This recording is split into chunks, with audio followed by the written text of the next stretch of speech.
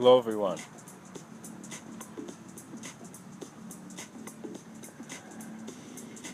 Is truth our secret?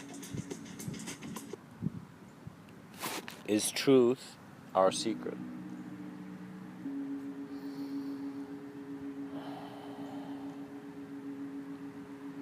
Are we glimpses of the past trying to find ourselves anew? Are we allowing a world to be present, or are we too busy looking to live in one?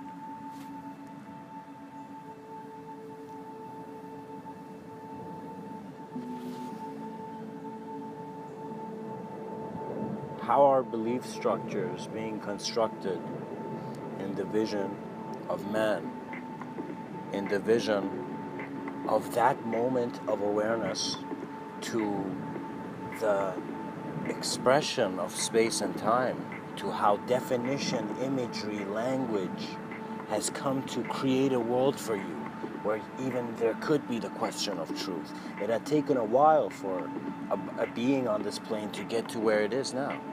But at the same time, we look at where it's heading, and it's not a linear understanding, because we are just the finger if the cosmos is the whole body, and so we're wondering where we are being pointed towards. But causality walks in its own way. That means that which you are is what it is. Now, when this biological being looks at itself in the mirror and it's like, whoa, I'm an individual, and develops individual consciousness, it suddenly begins to see this individuality is constantly being recalibrated. It's like just because you got let's say, more of an individual association, let's say you get a degree or you achieve something or you build something, whatever, something that becomes associated to an idea of you. You will see the inspiration for your life will be directed towards the greatness of the creation you want to, in a sense, be and bring here in this plane of existence.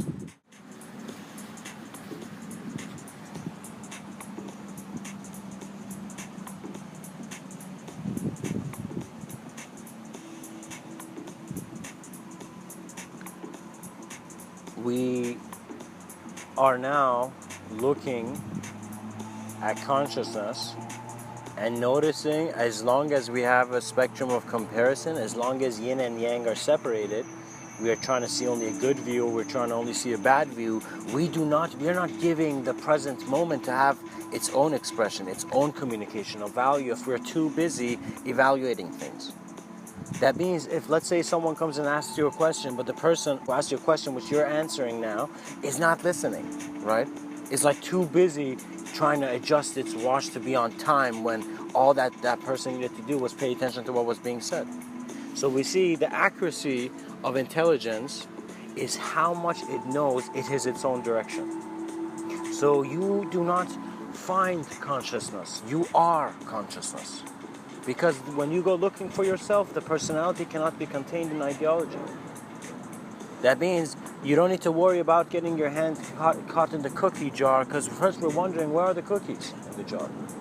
How is the cosmos full? How is the cosmos meaningful? And so we are confronted with our own interpretation. Because we think we have access to Google. But in actuality, we are all conditioned and left to what we have been exposed to physically. So what that means is we may be beings that have experienced different senses of space and time, but now we are using the reference of what is present here.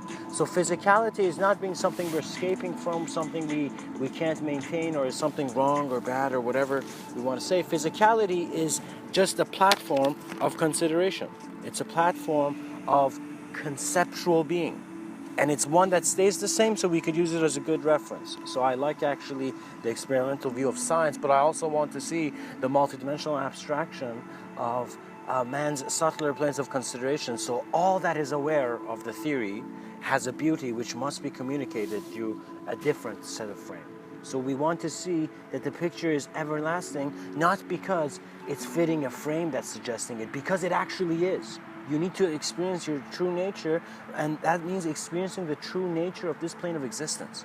That means you are observing life to see the life that you are. And you see it was never a noun. It was never even like in a verbish manner moving, you know? I don't know why there's so many people trying to be verbish. But pretty much, the ideology should not dictate how the attention is. How the attention is dictating the ideology. So if you just go in a park, sit still and silent as I am now, and you just look at just life. You just look at how that tree is. You just look at how that leaf is dry right there, but then there's greener pastures. It's if like a crumbled leaf is on a greener pasture. And you're wondering of the nature of reality, and you suddenly see it's all to how you are aware to your next moment. So your intelligence is not really coming from all the bits of knowledge you're carrying and you think you have a bookshelf that's valuable. No, the bookshelf is not valuable. The bookshelf is stuff. It's your vision of the ideology, and you see you don't need the whole book, for example, to see the clarity of the idea it's pointing to. There are many human beings here contributing to many works. It's as if, like, for a second we're all thrown here and we don't have great direction. Everybody's going in their own way. So because every consciousness is going in their own way, everyone wants to at least go in their own way in a great manner. At least if you're flying solo here, you're going to fly well. Fly with the awareness that you are the whole sky. The clarity of the sky is untouchable because it is prior to that which is even considering itself objective. So you see, the personality is just a shield until the song changes.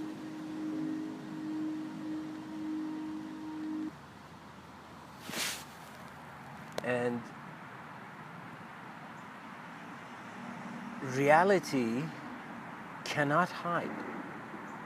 That means your exploration of how space and time and how the world is present in your experience is your relationship. It's just one-on-one what you're doing. But in that one-on-one moment, that moment you're in nature, perhaps observing a butterfly just spontaneously swirl, you say, what is the meaning of life? And you see, the meaning of life is wherever your attention is on. What your attention is on is the world that is open to you. And so if you're in a room asking deep existential questions, you'll be like, yo, is there a window? But if you go outside, regardless of the interruption, and you see that you must flow with how the natural world is flowing, there is no idea that is trying to exist. Existence is the idea. That subtle awareness takes you out of a need to be a certain somebody. That means, of course, I could say, all right, I'm a body, I'm a statue, I'm this piece of rock which I can explain the elements in, but it seems like I'm never moving, and I feel there's greater rivers of life here, but I'm not exploring them. So how does one get to there? One immediately must see the confines. You must see that even though you go outside, there are rooms to how you were raised in regards to your conditioning, the ideology that is present, the terminology, the nomenclature, the words that are opening worlds for you, the worlds that are suggesting words. You must see the cause of your projection, and it will come to you as hollow, but that hollowness does not mean it is not intelligent. It is a beautiful hollowness in which you are becoming aware that one sense of change is present in a greater sense of change. So why are we worried about the change when we are always the next changing observance? Do you see? We are present. We are existential awareness. Maybe mankind may lose to his temporally, in a sense, cause purpose, but the cosmos it is continuing its eternal purpose. Mankind may sit on its couch and wonder, all right, what should I do? But the cosmos is doing its eternal purpose. So it's all, the universe has not stopped expanding, and in that expansion, we are no longer the same person. Because as Heraclitus very playfully said, you cannot step in the same river twice, and you're not the same man, and it's not the same river.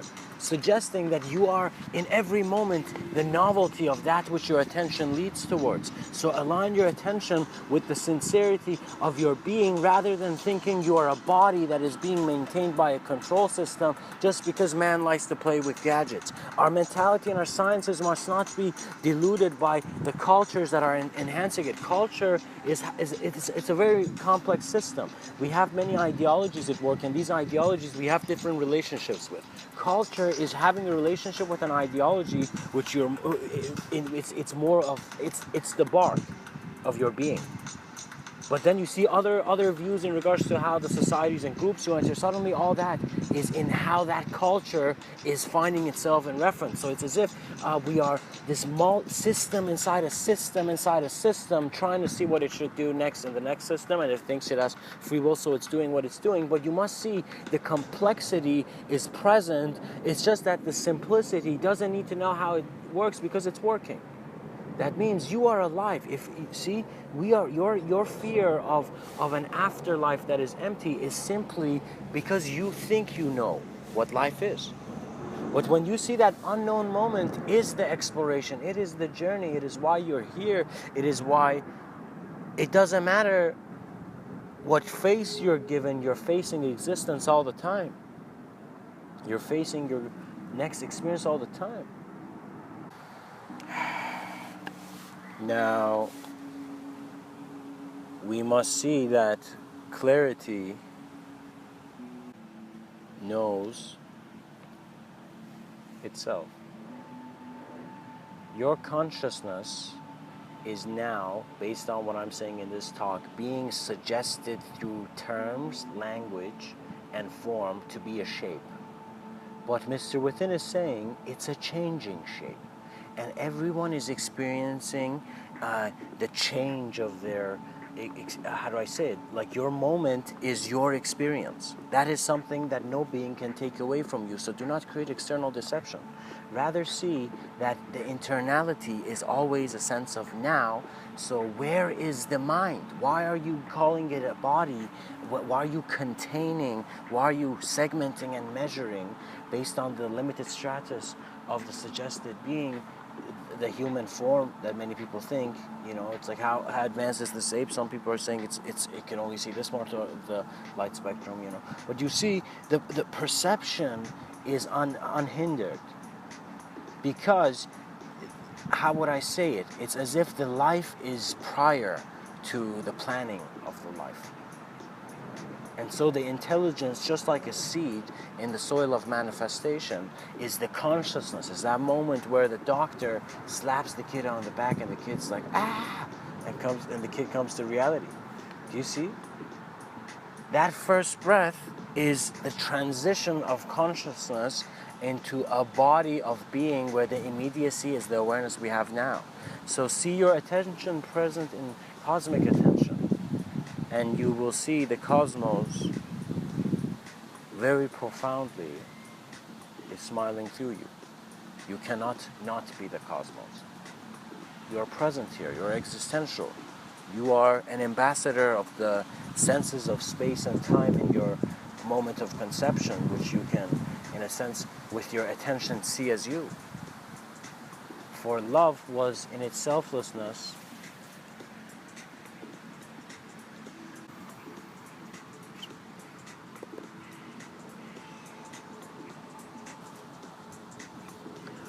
the opening of truth. I hope this talk has served you. For the greatest service belongs to your next moment. Guide yourself well, for you are your greatest guidance. Much blessings and namaste.